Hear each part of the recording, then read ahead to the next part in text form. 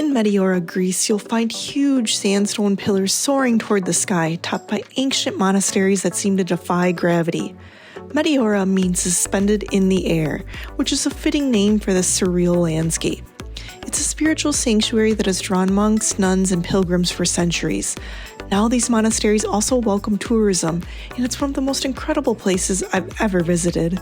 Hello, I'm Lindsay from Have Clothes Will Travel, and in this Meteora travel guide, I'll be sharing everything you need to know about visiting, from the best time to visit, to how to get here, to what to wear, and more. I also hope this video convinces you to visit this magical place for yourself. The first monastery in Meteora was built in the 14th century, and over time 23 additional monasteries were built, so 24 total. There were no roads as there are today, so the monks used a series of ropes, pulleys, and baskets and ladders to transport themselves and their supplies to the monasteries. Today there are 6 active monasteries that people can visit. Now, what's the best time to visit Meteora? You can visit Meteora at any time during the year. However, the mild temperatures and fewer crowds of late spring, which is March through May, and also autumn, September through November, offer much more pleasant conditions. During these times, the monasteries and trails are going to be much less crowded. But you may also experience some rain, so be sure to bring a rain poncho and some grippy shoes. Now, summer provides warmer and drier weather, of course, but it is absolutely bananas in terms of tourism, as is the case throughout Greece during the summer months. I personally visited Meteora during September, and it was much quieter than I was expecting. Now, I didn't have the entire place to myself by any means, but it was still a great time to visit, and the weather was very pleasant. Visiting Meteora during winter is now on my bucket list too. This area looks even more magical with a dusting of snow, and tourism is at an all-time low from December to February.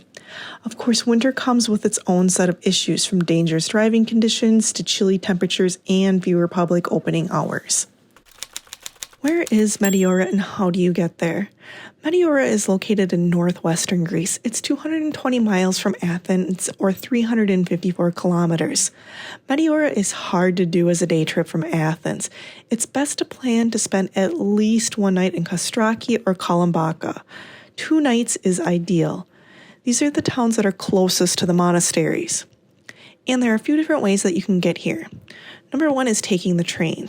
This is perhaps the most popular way to get from Athens to Meteora, as you won't have to deal with traffic and the route is very scenic. This journey will take a little over 4 hours. The train will take you to the town of Kalimbaka, where you will then need to take a cab to your hotel. I'll link to this ticket site in the description. Next, you can also take a bus from Athens to Meteora. Again, I'll link to the bus website in the description. Number 3, book a tour. This is the easiest way to go about it, in my opinion. There are many tours leaving from Athens for you to choose from. For the most freedom, you can rent a car and drive yourself from Meteora. It's mostly highway driving, and you only have some exciting driving in Athens and once you get to Meteora. The roads are pretty narrow and parking can be a real pain at the monasteries. Another option is to book a private driver. This is personally what I did, and I loved it. It is, however, the most expensive way to go about this. But it sure was nice to have the freedom of a car without the hassle of trying to park on the side of a cliff. Sakis was the name of my driver through Private Greece Tours, and he was amazing. Side note, many tours also combine visiting Delphi with Meteora from Athens, as it's not too far out of the way. Delphi was an ancient religious sanctuary dedicated to the Greek god Apollo. Developed in the 8th century BC, the sanctuary was home to the Oracle of Delphi and the priestess Pythia, who was famous throughout the ancient world for seeing the future and was consulted before all major undertakings. If you have the time, I do think combining Delphi and Meteora is worth it. But if you only have time to visit one, then I recommend choosing Meteora. And what you need to know for visiting the monasteries in Meteora. If you're visiting the monasteries on your own and are not planning on doing a tour, it's important to check the hours that they are open. I'll link to the opening hours in the description. Hours vary depending on the time of year, and each monastery closes on a different day of the week.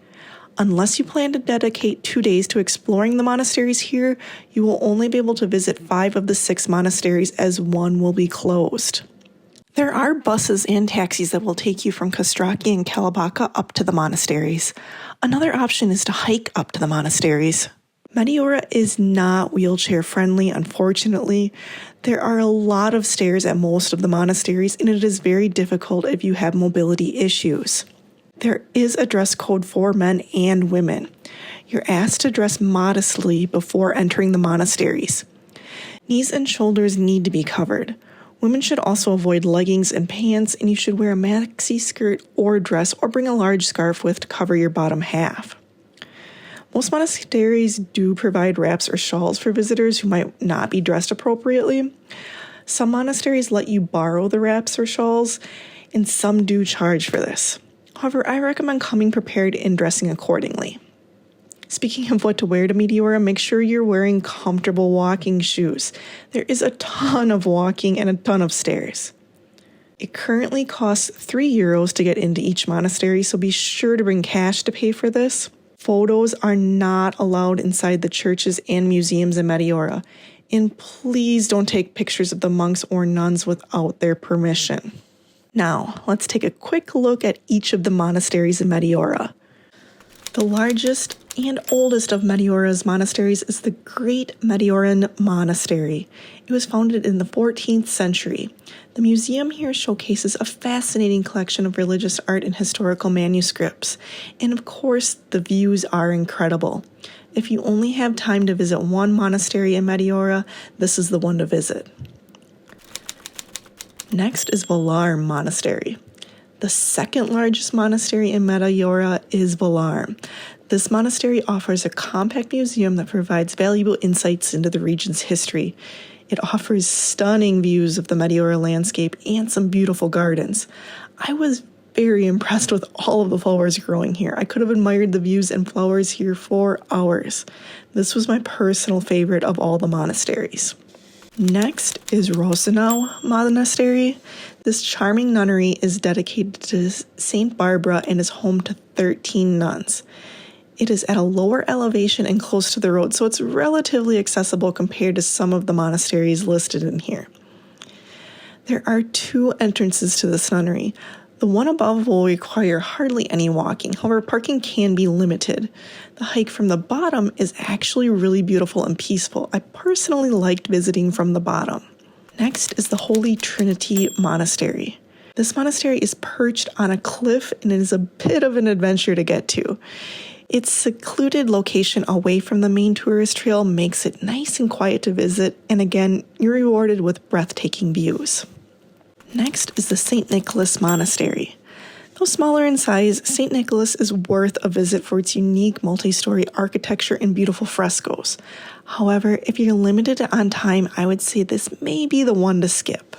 Last but not least is the St. Stephen's Monastery.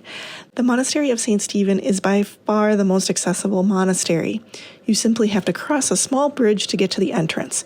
No climbing of stairs is required. This monastery has 2 chapels, beautiful views, and a really lovely garden area. Again, I love the gardens here.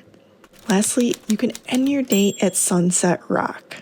Watching the sunset from this lookout is a must-do for your Meteora trip. You'll be treated to unobstructed views of the Meteora Valley and the monasteries.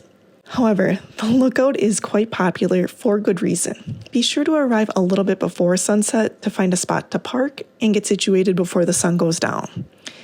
And if you're afraid of heights, Sunset Rock may be a little terrifying for you. Personally, I'm not a fan of heights and I'm not very coordinated, so I did not venture too far out onto Sunset Rock, but I did still get some incredible photos and views. Visiting Meteora, Greece is like stepping into another world. Exploring its monasteries and marveling at its sunsets is one of my favorite travel memories to date. I can't recommend visiting Meteora, Greece enough. Thank you so much for watching. If you enjoyed this video, please give it a thumbs up and subscribe to my channel for more travel guides like this.